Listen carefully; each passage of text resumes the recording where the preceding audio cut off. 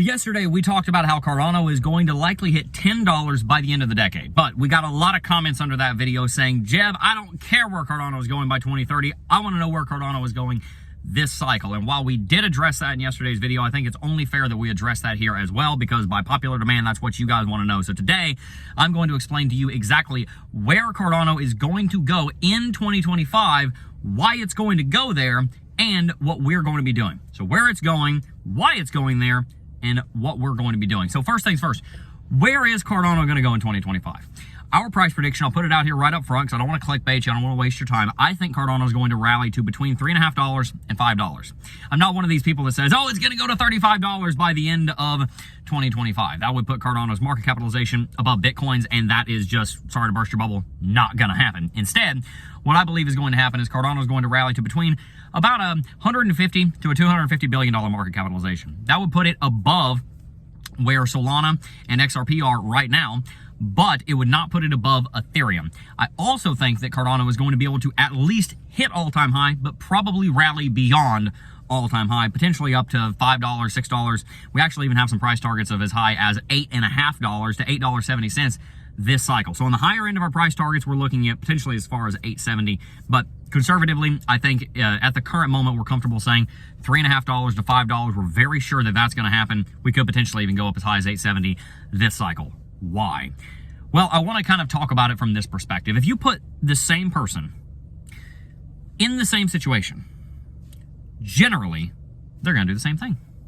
If you put somebody who has a track record of robbing banks in an area with a bank with really bad security and a 72-hour response time from the police, and basically it's just very exposed, what are they going to do?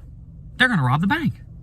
If you put someone who built a multi-million-dollar net worth out in the world with no money, you take all their money from them, and the economy's doing well, there's opportunity, they're in a capitalistic nation, what are they going to do? They're probably going to build a multi-million-dollar net worth again. And what happens if you take Cardano and the same Cardano and put it in the same environment with the same hype, the same community, the same, almost religious worship that some people have for Charles Hoskinson? I've met Charles Hoskinson, great guy, but some people think he's the Messiah. What happens if you put Cardano in the same environment? Well, it's probably going to go to the same price, $3.13. But now think about it like this. Cardano is not the same project that it was in 2021. Alonzo went live in September. Bull market all-time high happened in November. 2 months later, 2 months after smart contracts came to Cardano, the bull market ended. There was no opportunity for a layer two ecosystem to be built out on Cardano while everybody was here during the bull market. And so the layer 2 ecosystem was built out during the bear market. It was built out by true believers in Cardano. It was built out by true believers in Ouroboros. It was built out by true believers in Charles Hoskinson. It was built out by true believers in the #Ada gang. And so Cardano is a vastly different project now than it was 4 years ago. And we're seeing that in the TVL. Over the last 30 days, Cardano's TVL rocketed from 199 million to 706 million. 350% increase. Most of the layer 2 applications, the exchanges, the DEXs, the lending, the staking, all of that has increased in its TVL by at least 250%.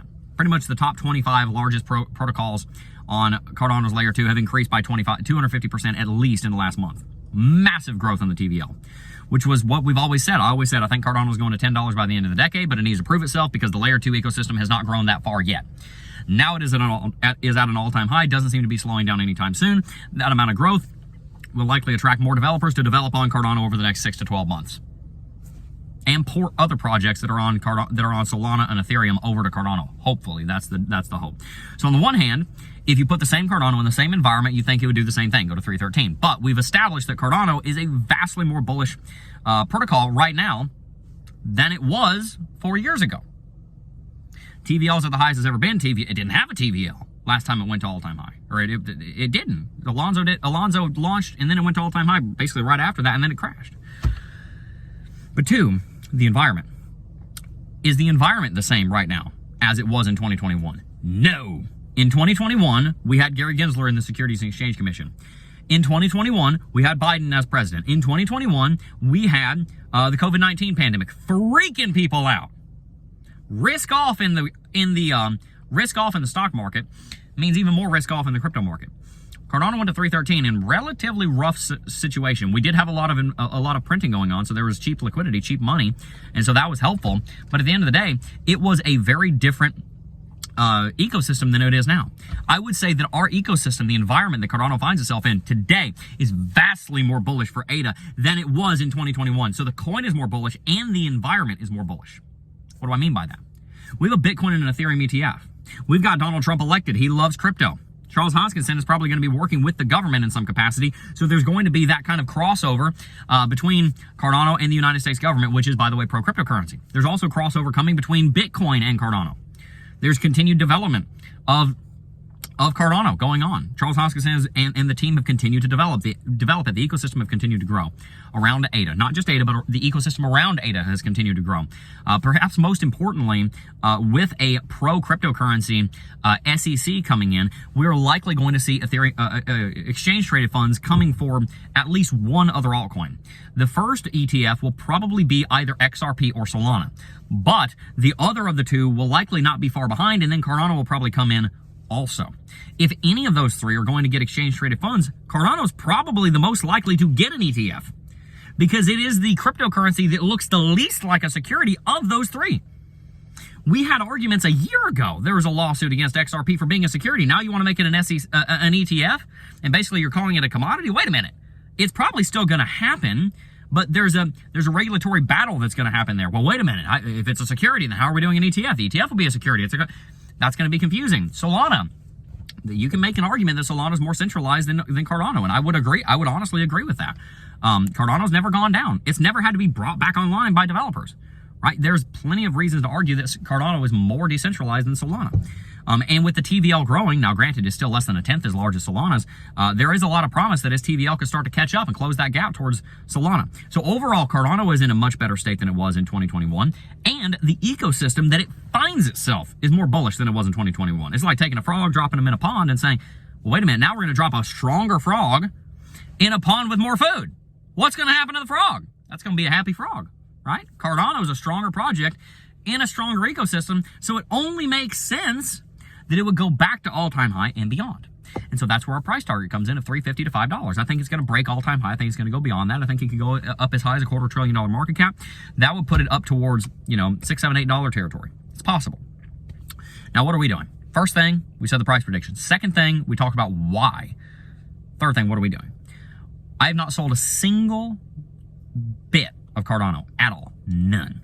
It is our third largest holding after Bitcoin and Ethereum. I have so much belief in it, it's not even funny. I've always believed it'd go to $10 by the end of the decade. It did need to prove itself, but over the last month, it's begun to prove itself. So I'm very happy about that. Would love to have Charles Hoskinson back on the channel to do another interview with him if he's available. What I'm doing is I'm holding it. And in fact, because it's still so far below all-time high, I'm actually considering acquiring some more down here at 120, 130 territory. I'm really seriously thinking about it to actually continue the DCA, because I am quite confident that we're at very least going to go back to all-time high. So I'm not interested in selling right now. The lowest that I would consider selling Cardano is 225. And at that point, I would be selling 1% a week. I would not be selling the principle of it. I would not be selling, just a big lump sum of it. We'd be selling 1% a week. At 225 bare minimum, that's where we would be beginning to exit. But most likely, I wouldn't start exiting any of our Cardano position until we've hit all-time high or we're above it. And in fact, there is a part of me that is considering setting aside some Cardano to hold for the ultra long term, to never touch and say this is going to sit here for 10 years. Because I believe in the tech. I think Charles Hoskinson is devoted to the tech. I think that the community is devoted to the tech. And so we'll see what happens there. It is something that we're considering, is holding some ADA for the long term, not even cycling out of all of it for this season. So that's where I think Cardano is going to go. That's why I think Cardano is going to go there. And that's what we are doing. I want to ask you now, what are you doing? What are you going to be doing? Are you continuing to dollar cost average ADA? Are you preparing to liquidate some of it? If so, what are your levels? I'd love to hear down below. When are you planning on selling it?